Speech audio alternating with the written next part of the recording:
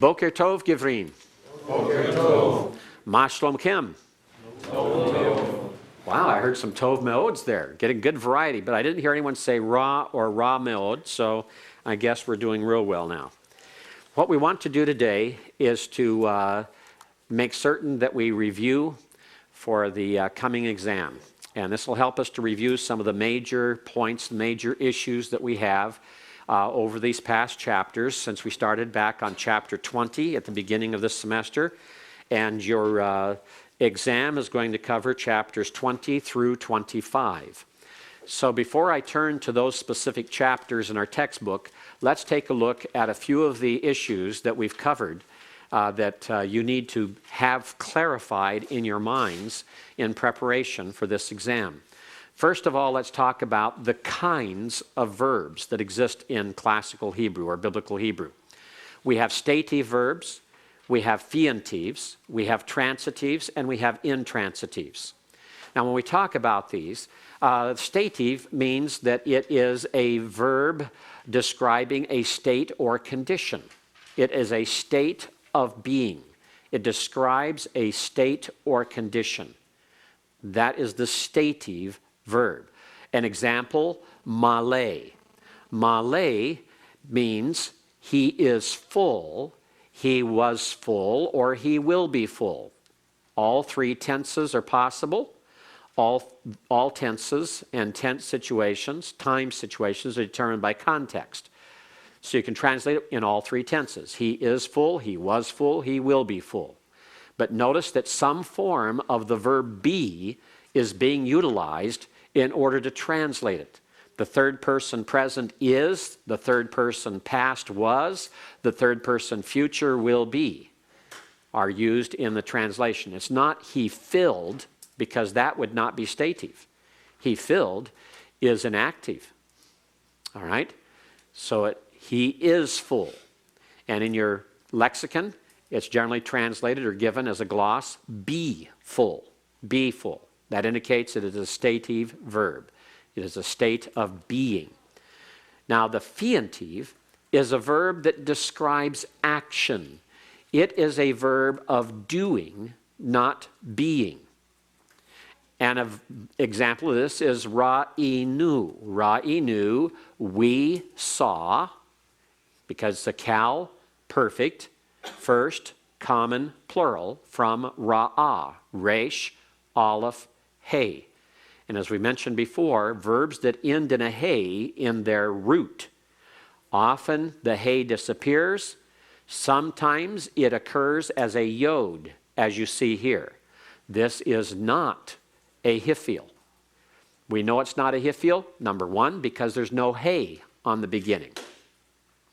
Number two, because there's no imperfect prefix with a pathic at the beginning.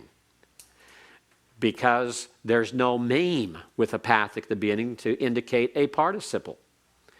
So since there is no prefix there that indicates a hiphil, this is a cal.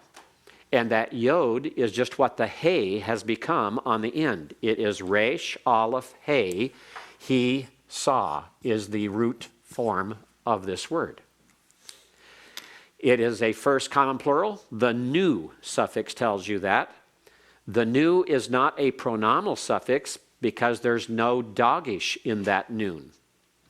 So it's not a connecting nun. So we translate it, we saw, we will see, or we see. But notice it's a verb describing action, something that is being done. And usually it takes an object in many of those cases. Although the word see can be something that doesn't take an object. Transitive and intransitive are two types of fientive verbs. They are not separate from fientives. They are two kinds, two types of fientive verbs. A transitive fientive verb takes a direct object. The subject of that verb acts upon an object. So we have an example, mishachtika. Cal, perfect, first, common singular, and then it has a second masculine singular pronominal suffix as the direct object. I anointed you, or I will anoint you, or I am anointing you are the possible translations. But notice it takes a direct object. The anointing is an action that acts upon a direct object. So therefore, as a fientive verb, this is transitive because it transfers the action to a direct object. So transitive is one kind of fientive verb. A fientive verb is an active verb as opposed to a stative verb. A transitive fientive verb has a direct object. It takes a direct object. Scott? It's not required that the suffix, that the object is attached to the suffix. It can be separate, right? It can be separate, yes. The direct object may be separate. It may be a noun. It may be, here it may be Meshachti Hamelech. I anointed the king. All right? In this particular case, I used a pronominal suffix for the direct object. Okay? The next is an intransitive. This is another type of fientive verb. It's still action. But in this one, the subject acts, but not upon an object. For example, arutz. Arutz is a cal imperfect first common singular from the middle vowel verb roots. To run. Arutz, I will run, I ran, I am running. Notice it does not take a direct object. Now in English, the verb run can be used in a transitive and in an intransitive sense. If I am just running, jogging, then that is an intransitive fientive verb. I am running, I am jogging. But if I run a factory, notice how the verb run in English can have two totally different meanings. I run a factory, then that run is a fientive transitive because it takes a direct object. But that's not the way roots will be used in Hebrew. John? It seems like there's a blurry line between that and stative. This I am running sounds like a stative verb, you know? I'm in the state of running. Well, it's only because of the translation I chose there. But it still describes Because I could stative. say I run. Yeah, so that's what I'm saying, is it could be both. Yes, it can be both. Mm-hmm. All right, I think John up here next. For the transitive, can the subject act upon itself be the object too, and it would still be considered? Correct, yes, it can act upon itself. That's a passive transitive or fientive verb. Or a middle, to act upon oneself, excuse me. Middle. Yes, Chad? You mentioned that roots in Hebrew only functions in intransitive and not a transitive. Correct. Are there verbs in Hebrew that will function as both? There are on occasion. For example, the verb see, ra'ah. I see. Just means I have the ability to see. I see. Or I understand. But I see the horse, it becomes transitive there instead of intransitive. Okay? Other questions? All right, let's review this again. In Hebrew, there are 4 different types of verbs. But those 4 types of verbs are under 2 basic headings.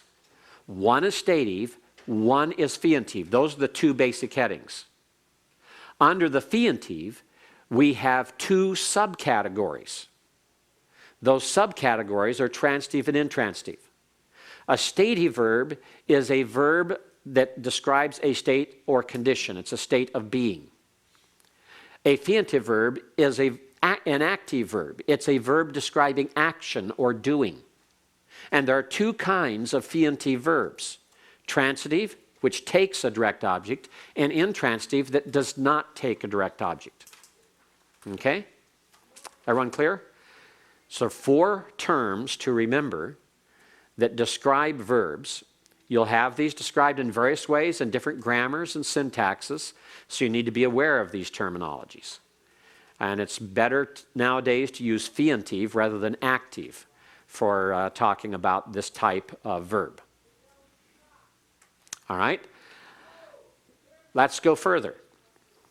When we're talking about verbs, we also have to talk about two other types that are causatives. Both are causative, but one causes an action to be performed and one causes a state to be entered. The causative is a subject causing an object to do something. The subject of the verb causes the object of the verb to do something, to perform an action. Hotseti otam. I caused them to depart. I caused them to go out. Or I brought them out are two possible translations. But it is a pure causative because the them are performing an action. They're made to perform an action. They're made to go out. They're made to depart. They're caused to depart. Okay? So I made them go out or I brought them out, which is a legitimate use in the Hebrew for this particular verb. The verb is yatsah. Yatsah. But this yod at the beginning of the verb shows up as a wow at times. We'll be talking about that starting next week when we get into the weak verb forms and talk about these unusual things that occur and happen with weak verbs. A weak verb is a verb that has any root letter that either disappears or changes or causes something unusual to occur, as gutturals do. Okay, that's causative. Now, the factative. The factative is a verb wherein the subject of the verb causes the direct object of the verb to enter into a state or condition.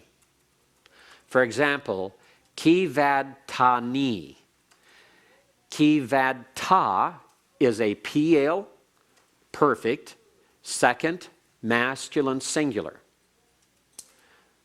The first common singular pronominal suffix is me. All right? So we would translate this, you glorified me. Because kavad means be glorified in the cal. Therefore, in the PL, it means to bring into a state or condition of being glorified. So we could translate, you brought me into a state of glory.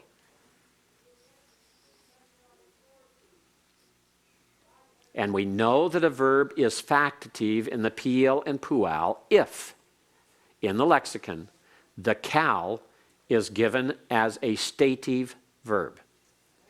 In other words, it uses a form of be in its translation. Be glorified, be heavy, be honored are the translations of the cal of kavad. Therefore, in the PL, it is a factative. Notice the difference between causative and factative. The causative, the hifil and hafal, cause, the subject causes something or someone to do something. But in the factative, PL and pual, the subject of the verb causes the object of the verb to enter into a state or condition rather than to do something. Okay, Scott? You were saying that you know that the verb's factative in the PL pool if the verb is a Stative in the cal. Right. If it is a stative in the cal, then in the PL and pual, it is a factative.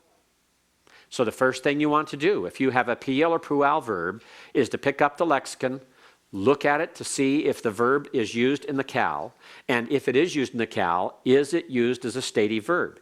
If it's used as a stative verb, then that PL or pual is 99% of the time going to be a factative.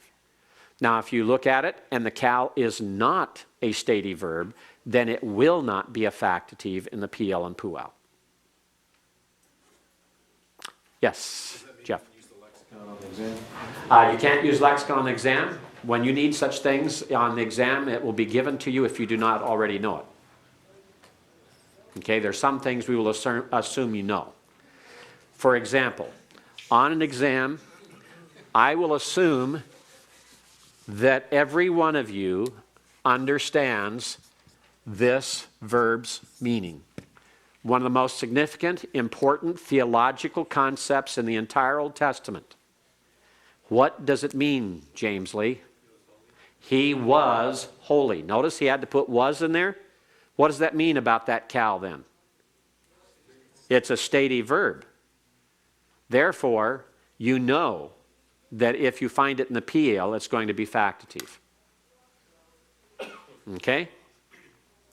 There are a few other verbs that you've learned that are stative, and I trust that you will keep those in mind as well. But this one especially is a key one that none of you should be missing at this point in the game. It's too significant of a term to miss or to not understand at this point. Kadesh. All right, anyone else? All right, let's move further. Let's talk about the CIA twins. And the problem about CIA is, you know, they come and they disappear. And some of you even missed that because you were looking elsewhere when it happened. CIA is very furtive, comes in and out, disappears. CIA stands for cognate infinitive absolute. Cognate infinitive absolute. That's the acronym. The CIA twins then are, first of all, PI, not private investigator, all right? PI stands for prepositive intensive. Pre means what? Before. Positive means position. So to be prepositioned means to be set in front of. Okay? To be before something else. Intensive has the idea of the meaning of this construction. As an example, in Deuteronomy 6, verse 17, shamor. What does... Let's just go around the room and work on this. James Wood. Identify, first of all, the root of this first word. Shamar. Okay, shamer. Scott Basolo, tell us the meaning of that root. Shamer. It was the last word on quiz number 3. I think I missed that. He kept. He kept. Dennis, pars, shamor. Look at what we're talking about. What are we talking about? Absolute. Remember? Absolute because it has an A class vowel and an O. Abso. Okay? Shamor. Cal. Infinitive absolute. All right? George. Pars the second verb that follows it.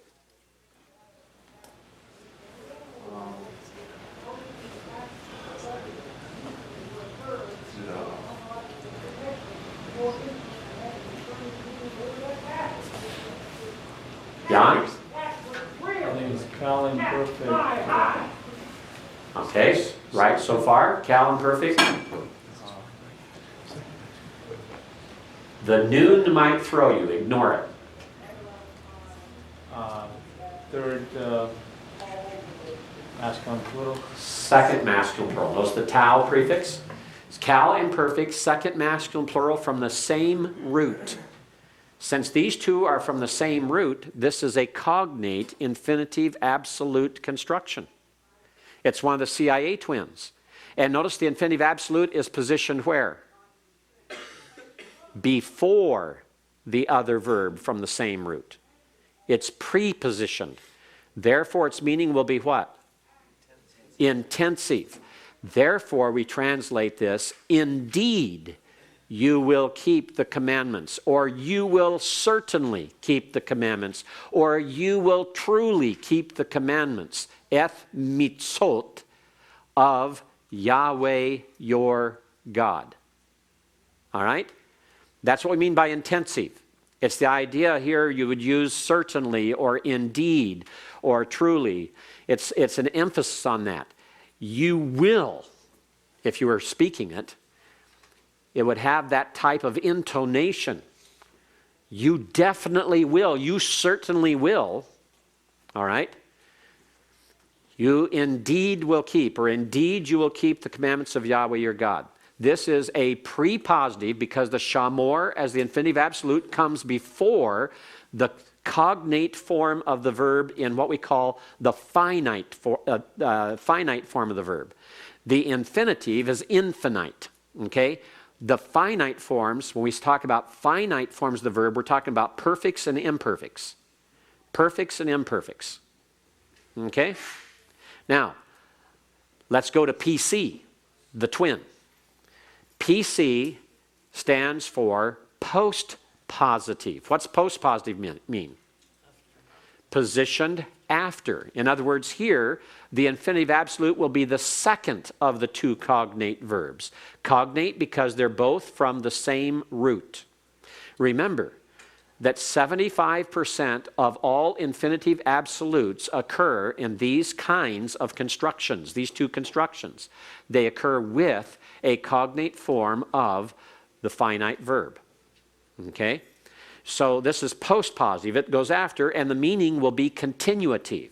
It continues. So if we have a verb like this in Joel 2:26, wa'ekaltem, that's a wow, but it's not, notice it is not a wa'yiktol. The pathic under this wow is because you have a hatif pathic under the aleph. The root is akal. The suffix tem tells you this is a perfect. And therefore, it cannot be wa'yiktol because a wa'yiktol is on a yiktol, an imperfect. Okay? This is just a simple wow conjunction on a perfect, a kal perfect, second masculine plural, or it's going to be a wow correlative. All right? Akol is the kal infinitive absolute. And notice it comes next. It follows the other. It's post-positive. How is this translated? We translate it, and you shall keep on eating.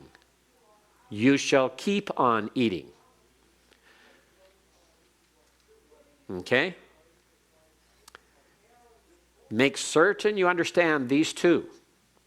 And you can also go to Hebrew Bible Insert 2.1.7, where the same type of construction is discussed. Excuse me, not 2.1.7, that's the Hifil. What I want is the infinitive, 2.2.6. No, 2.2.7 is the infinitive absolute. I had the right 7, had the wrong middle number. 2.2.7 is infinitive absolute, and it talks about adverbial uses of the infinitive absolute in 2.2.7a. Adverbial infinitive absolute nearly always strengthens the main verb, which is the same verbal root.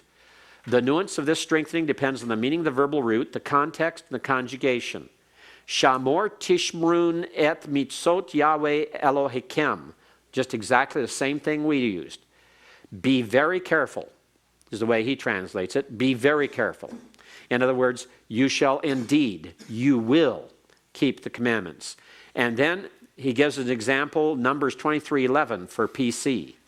Lakov ovai lekachatika wahine beirakta barek. Beirakta barek is the PL perfect, second masculine singular of barak, and barek is the PL infinitive absolute.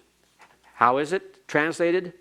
I brought you to curse my enemies. Literally, I bought you, I paid you, I hired you to curse my enemies, but you just keep on blessing them. Okay? That shows the post-positive continuative. 2.2.7 in Hebrew Bible Insert brings out the same type of situation.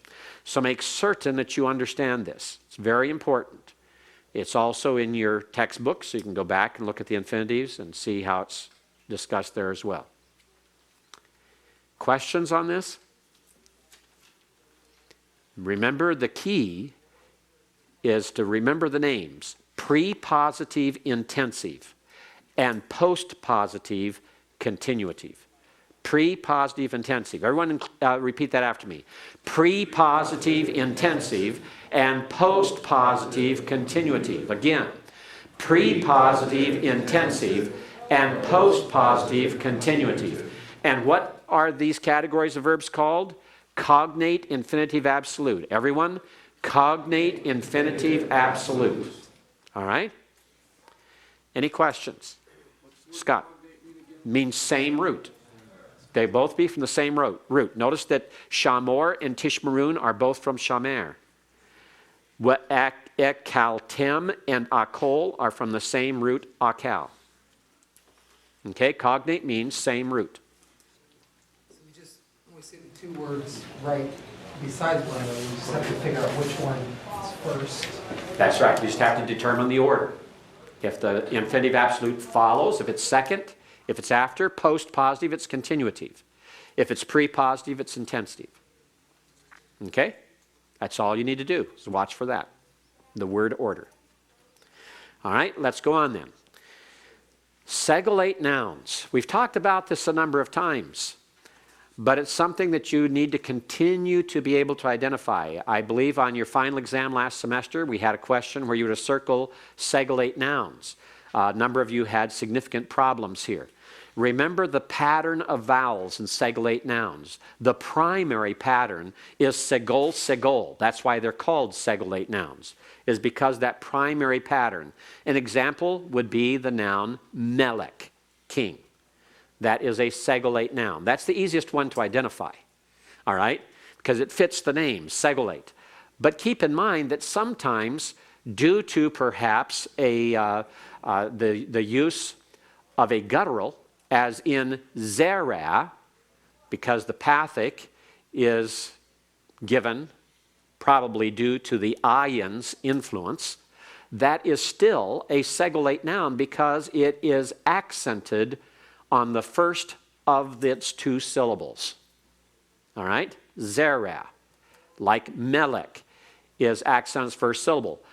The first segol may be substituted by means of a holum, so that it has a form like the cow, active participle, masculine singular, kodesh, holiness. But again, notice the accent is on the first syllable. And then another one is where you have no occurrence of a segol at all. Two pathax, as in the noun na'er. But notice that the accent is still on the first syllable.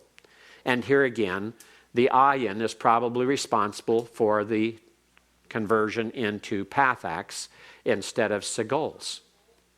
And the thing to remember is that when you have a plural form of these, the first that had the accent disappears in that first syllable because the third syllable back, it's made as short as possible, so it's reduced to a schwa. And the pathak or segol that is normally under the second root letter goes to a comets, and then we have the im of the masculine plural for this noun ending. All right? Yes, Chad. So what are our clues on this plural form looking at that? You have no clues other than memorizing the noun in its masculine singular form, its vocabulary form. Because if you have this, for example, milakim, kings, no clue that it's a segolate noun. You have to just know that it's from the noun melech. Zeraim, for seeds. Kedashim, for holy things. Ne'arim, for youths. In the plural, you cannot tell they're segolate.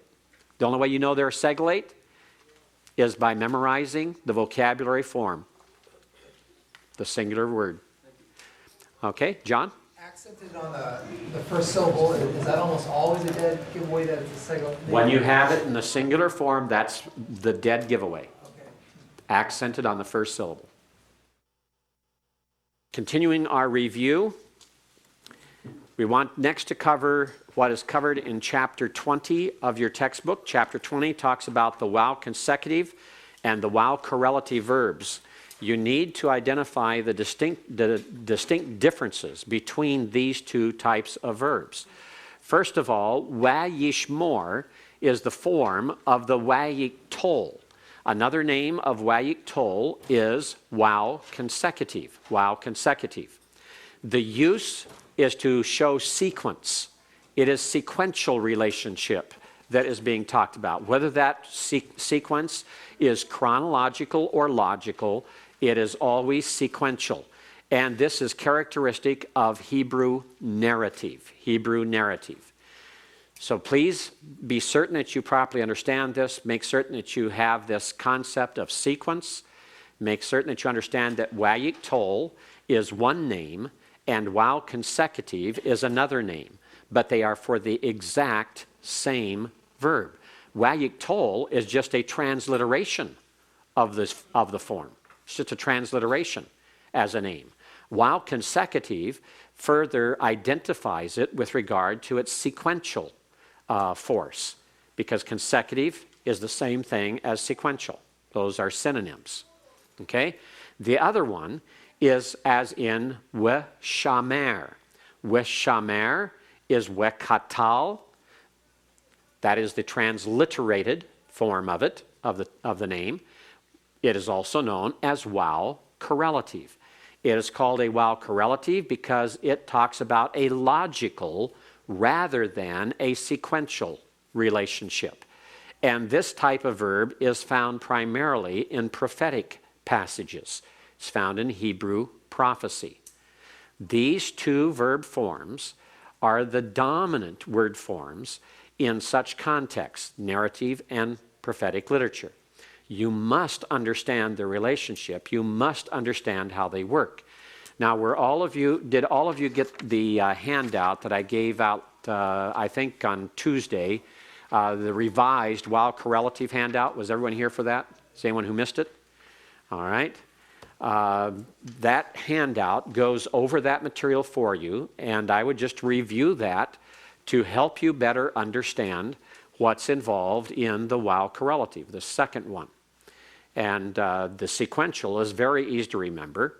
You remember that sequential you will always translate with something like then, so, thus, therefore, to show that sequence regarding its chronological sequence or its logical sequence. But it's always sequential. First this, then this, or this so that this results, or this is the cause and this is the effect. It'll always be sequential. Always be sequential. One followed by number two. And in the wow correlative, it could be number two and then number one, and be a reverse order entirely. It could be talking about the exact same situation. But instead of putting the cause before the effect, it'll put the effect first and then the cause. And when you do that, it will switch from a wayik tol to a wow correlative form. So this is the type of verb relationship you need to remember and keep in mind here. James. Does the wayik tol only show up in the imperfect and the wow correlative and the perfect? Absolutely. Wayik tol is only in the imperfect. That's why it's called wayik tol. Yik tol is imperfect, not perfect. Katal is the perfect, not an imperfect. Notice katal does not have a prefix on it. Yik tol does. So wayik tol is only imperfects, and wekatal or wow correlative is only on perfects. Some call these a consecutive imperfect for the first one and a correlative perfect for the second. Okay? Don't confuse them. Never the twain shall meet. They are separate, they are distinct, they're two totally different verb classifications. John. Is there ever a time where there's a wow on a tell verb and it's not a wow, like katal? Is there a wow on a katal or a perfect where it is not a wekatal? Yes. And is there a wow on a yik tol, on an imperfect, that it is not wayik tol? Yes. How, I mean, are we going to be faced with that yet, or am I just... Don't worry about it for okay, now. I won't. Okay, just get these distinctions done first, and we'll worry about exceptions later. All right? Now, anytime you have a wow with pathic and a dogish, doubling dogish and the prefix of the imperfect, that's always going to be wayik tol. That form, if you're going to have a wow on an imperfect that's not wayik tol, it's like this. It's wayik tol. All right? It's wayik tol. Notice it does not have a pathic under it. That is just a simple wow on an imperfect. You can have that. That's what I was asking. Okay, you can have that. But you can also have a we ka tal that is not a wow correlative. And that is, you see, an identical form. This is a different form from wayik tol. But this is an identical form to we ka tal. Now, are we going to be facing that on the? No, not on the exam. Never will you face that on an exam in this class. Okay? You'll face it in the 3rd semester of Hebrew. All right? All right, that's everyone ready to move on? Got these two down? Just review chapter 20 if you have any further questions. All right? Next thing I want to do is talk about pronominal suffixes on infinitive constructs. This takes you back to the last chapter, chapter 25, that's covered by the exam. It takes you to page 153. Page 153. All right? And as you're looking at that 153, notice footnote 255. Footnote 255 tells you that in the printing, the shading has disappeared. This is what your chart should have looked like on the top of page 153. You should have shading for the first common singular and the second masculine singular. Why the shading? As your footnote says, the shaded suffixes are the only ones in the chart to possess separate forms for the subject and object suffixes. Notice in the chart, shamri is the subject suffix where you have a first common singular pronominal suffix. But look at the object suffix. The object suffix is shamreini. Different form. Look at second masculine singular. Shamraka. 2 schwas together. The first one's silent. The second one is vocal. Shamraka. Your keeping, subject suffix. But if it's an object, it's shamarka. Notice the difference between the two pronunciations and the two vowel pointings. Between shamraka and shamarka. Notice that. Those are different. Shamarka is the object suffix, keeping you, whereas shamraka is your keeping. In other words, you are the one keeping. You are the subject. First common singular and second masculine singular are the only two that have different forms for the subject or object use of those suffixes. Notice that in all the other forms, they are identical. Shamrake is the same in subject or object. Shamru is the same in the subject or object. Shamra, the same as in the subject and object. Shamreinu, identical in both. Shemarkem, identical in both. Shemarken, identical in both. Shamram, identical in both. Shamran, identical in both. Only the first common singular and second masculine singular make a differentiation. Beware of that. Be alert to that. I guarantee on the exam you will be given the opportunity to demonstrate that you can identify which is which. Okay? Everyone catch that? I guarantee that on this exam on Thursday, you will be given the opportunity to demonstrate that you know the difference between shamri as opposed to shamreini, and the difference between shamraka as opposed to shamarka. All right? A word to the wise is sufficient, correct? Okay, good. What about the rest of us? My job is to make you wise.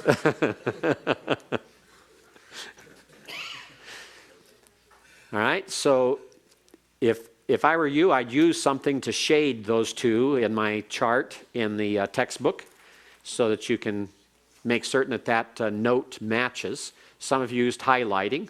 That's good.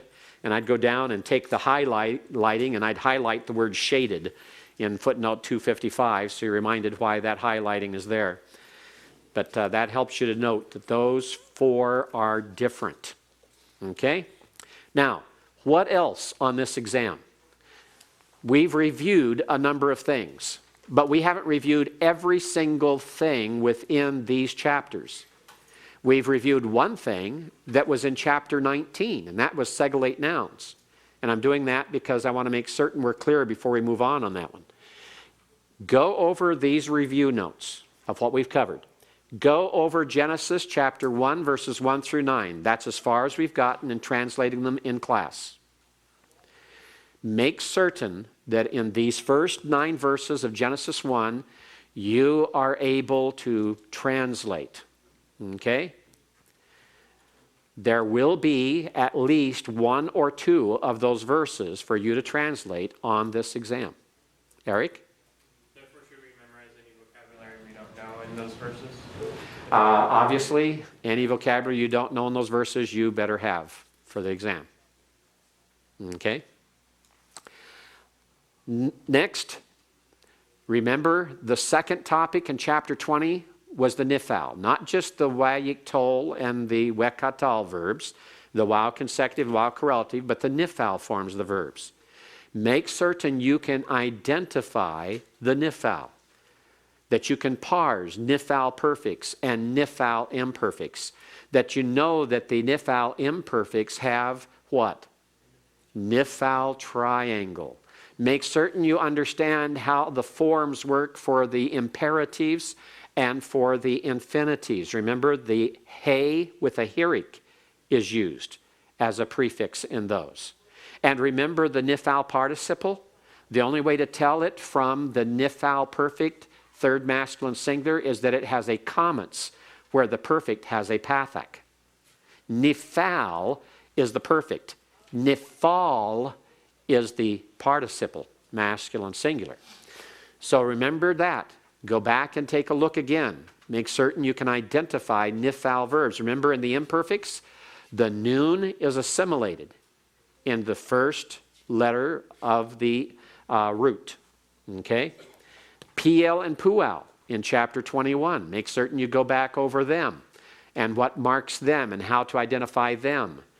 Remember that they sound just like their names in the perfect, the PL and the pual. In the imperfects, they both take a schwa under the prefix letter. But in both perfect and imperfect, and in all forms, they normally will take a doubling dogish in the second root letter. Okay? So make certain you go back and check that. The hifil and hafal in chapter 22. The Kazi verbs. The hifil has a hey with a hirik prefix. In the perfect, it sounds just like its name. It has a hirik yod infix between the second and third root letters, which sometimes we find is later reduced, especially in the imperfects. The hafal has a kametz hatuf under it. And remember that they have the A-class vowels in the imperfects. The pathak under the yod, tau, etc. in the hifil. The kametz hatuf in the hafal. And then the next chapter deals with the hithpael.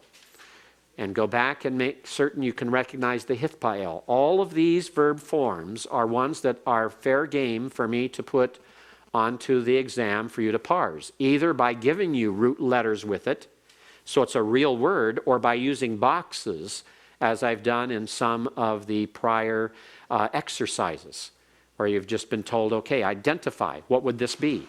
Look at the clues, look at the prefixes, look at the infixes, look at the suffixes. Look at them carefully, pronounce them. What are they? What are they? Okay? There'll be parsing on this exam. A lot of parsing on this exam. And it's the type of parsing that you should know the clues. You shouldn't be memorizing, rote memorization, all the table of nifal, all the table of the PL and pual. You should just know the clues that help you to identify. And I'm not asking you to write out forms. I'm not giving you an exam saying, okay, give me the nifal imperfect first common plural of karath. It'll just be identification. When you're reading the Hebrew Bible, you're not asked to reproduce the Hebrew. You're asked to identify the Hebrew that's in front of you. And that's what I'm doing in these exams. I'm testing you on your recognition abilities. Okay? Now, besides that, don't forget the verbal suffixes. We emphasized the infinitive construct because the peculiarity of two separate forms for object and subject for the infinitive construct with the first common singular pronominal suffix and with a second masculine singular pronominal suffix. We emphasize that right here on the screen. But don't neglect all of the suffixes. Make certain you know those and can identify them. That's part of parsing. Now, very quickly, let's go back to chapter 20. I want to briefly make certain I've covered everything that you need to know. On page 128, under the notes in the middle of the page, note number 2, if the word begins with a guttural, then because gutturals cannot take a dogish, the preceding vowel located under the preformative is lengthened. And if you haven't added 2 words here, you should. Lengthened, to compensate. To compensate. Lengthened, to compensate. It's compensating for that rejection of the doubling dogish. Lengthened, to compensate. And so instead of having ye-ah with a dogish in it, vade, the ayin rejects the doubling dogish, therefore the hirik is heightened to compensate to its seri. And this is something you should be able to identify. Remember again the 3 rules for the gutturals. What are they? Gutturals prefer A-class vowels around them. Refuse the doubling dogish. Prefer compound schwas around them. So recognize that and remember that. Okay, there's nothing more really to cover on that. Chapter 21.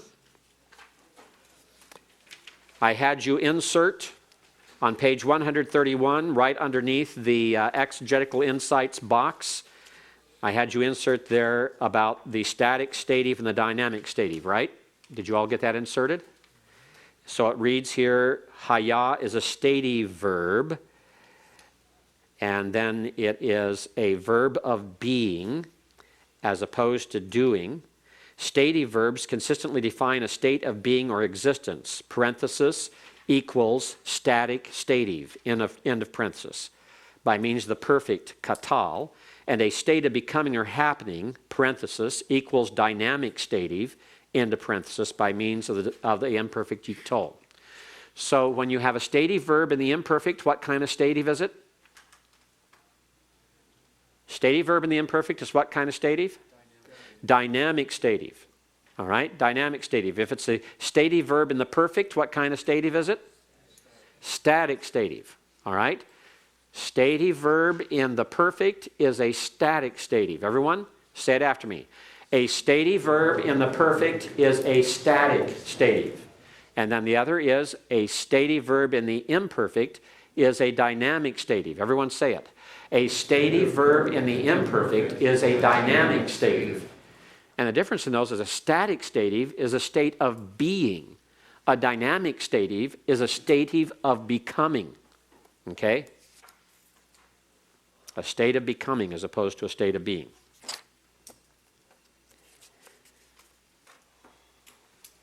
What are the PL and PUAL identified as? Not as intensives, but as what? Factitives. Great, good. And the PUAL is a factitive passive. Factitive passive. On chapter 22, the hifil and hafal.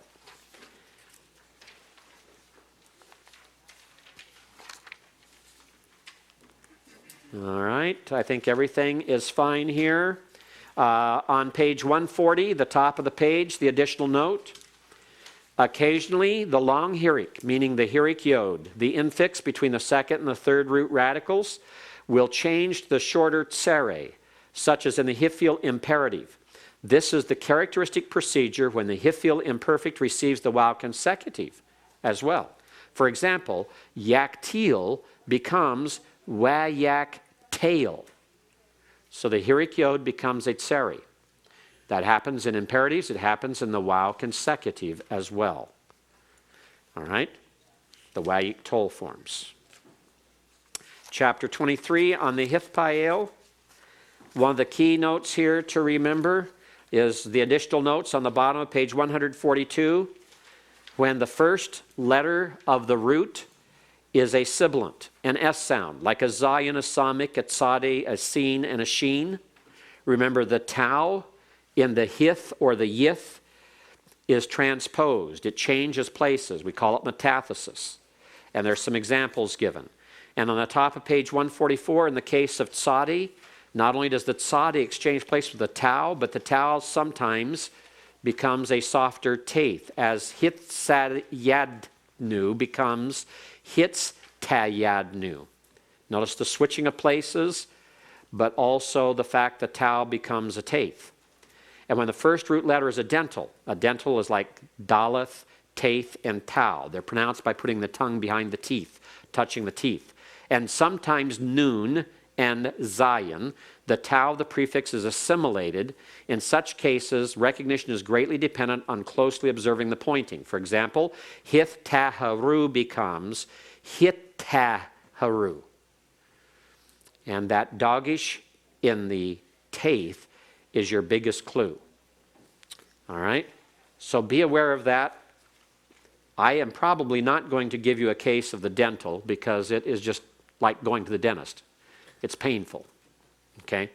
But the sibilant transposition, the metathesis, you will see on the exam. So be prepared for it.